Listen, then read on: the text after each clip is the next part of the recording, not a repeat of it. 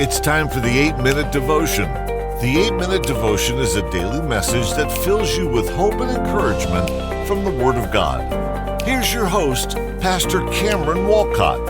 Hello, and welcome back to the 8-Minute Devotion, our Friday episode, and I am so glad that you have chosen to join us, so glad that you are here with us today. You know, as we often do, I just want to remind you, if you would like to ask a question on the podcast, just about 2-3 weeks ago, we did a whole week of question and answer. If you would like us to answer one of your questions, please do email us at the8minutedevotion@gmail.com. That's the8minutedevotion@gmail.com, or you can leave your questions in the comment sections on YouTube, on Facebook.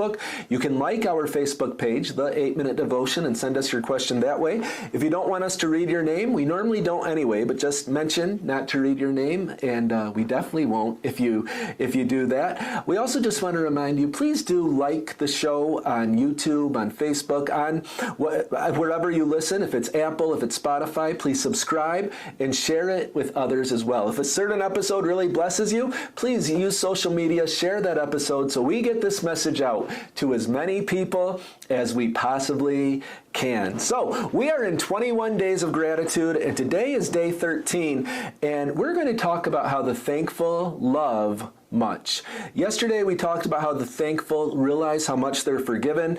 Today we're going to talk about how the thankful love much. And really it's from the same parable that we read yesterday about the woman who, she was a sinful woman. She was most likely a prostitute because it says she was a known sinner, which really is a euphemism for a prostitute. The whole town knew what kind of woman she was, but yet when she saw Jesus, something moved in her heart and she thought, I need to meet this man. I need to worship this man. I need to give my life to this man. And she reached out and she gave Jesus the one thing of value that she had left. That was her alabaster box that the Jewish ladies would have saved for their wedding day. And she was kind of giving up that last dream, that last hope, and pouring it out on Jesus. And you see, she loved Jesus because she was thankful even to be in his presence. The contrast is Simon. Simon was a Pharisee, and at least he invited Jesus to his home. A lot of the Pharisees never would have. So it seems there was something in Simon that told him, well, maybe this is real. There may have been something in Simon that looked at Jesus and thought, there's something different about this man. Let me investigate it. But he still thought he was better than Jesus. He still couldn't get over the thought that I'm a Pharisee and you're not. So when Jesus entered the house, he didn't provide Jesus the customary greetings. He didn't give him water to wash his feet. He didn't anoint Jesus' head. He was just treated him as a low-level guest. You know, okay, Jesus, you want to talk? Let's talk. But didn't take care of him. He had no love for Christ. Again, I think compared to some of the Pharisees, he may have had a genuine curiosity. He may have wondered, is there something different about this man? But he could not transcend his religiosity. He could not transcend his spirit of superiority to love Jesus, to pour love on Jesus.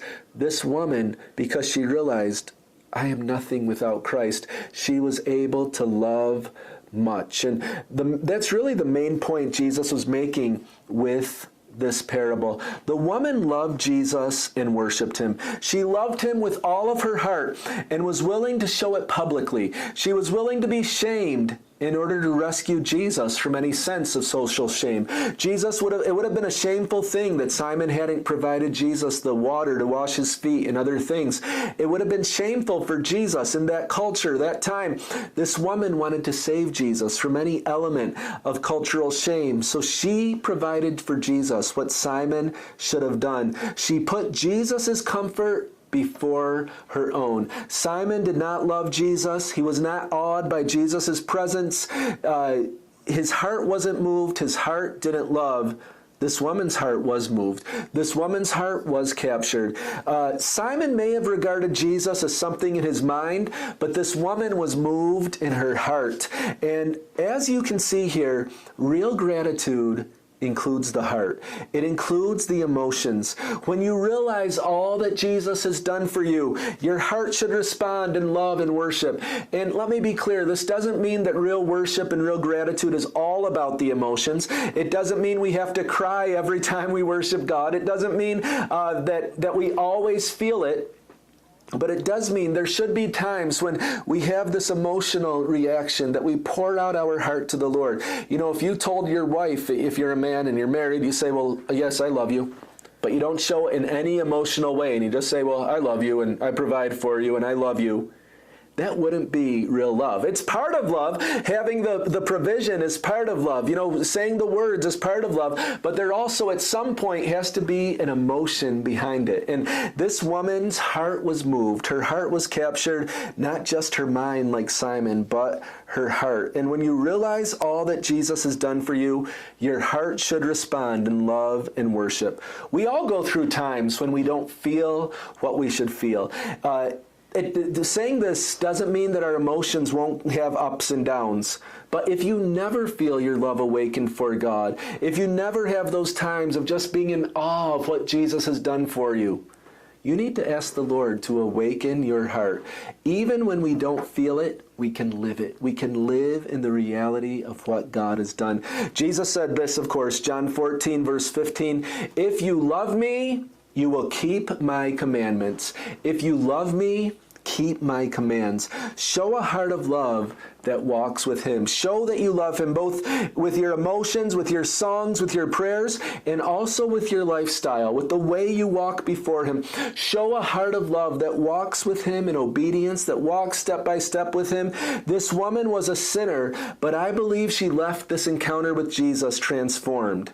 There's no evidence. The Bible never tells us if Simon was transformed or changed at all.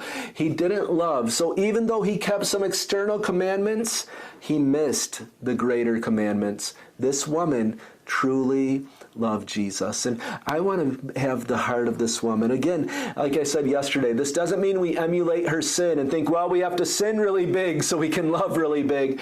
No, but what we need is to recognize the depths of our own sin. We need to recognize that even if you grew up in church, followed the rules, followed the straight and narrow, you've been a believer in Jesus as long as you can remember, you still need to realize the sin that was in your life that needed to be forgiven by God. You still need to realize the depths of your sin. Some of you listening may have had rough backgrounds. You didn't know Jesus at a young age. You've lived in a rough way. Maybe you knew him, but you backslid terribly, and you know the extent of your sin. But wherever you are in your walk with the Lord, all of us have sinned greatly, and we need to say, Lord, thank you so much for the cross. Thank you so much that you thought of saving someone like me. I didn't deserve it.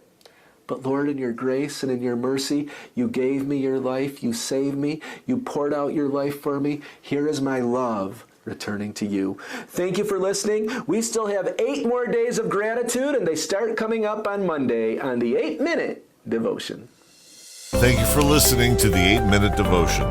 Please subscribe, rate, and review the podcast wherever you listen to or watch it. And email us at the8minutedevotion@gmail.com with any questions or comments. May God bless you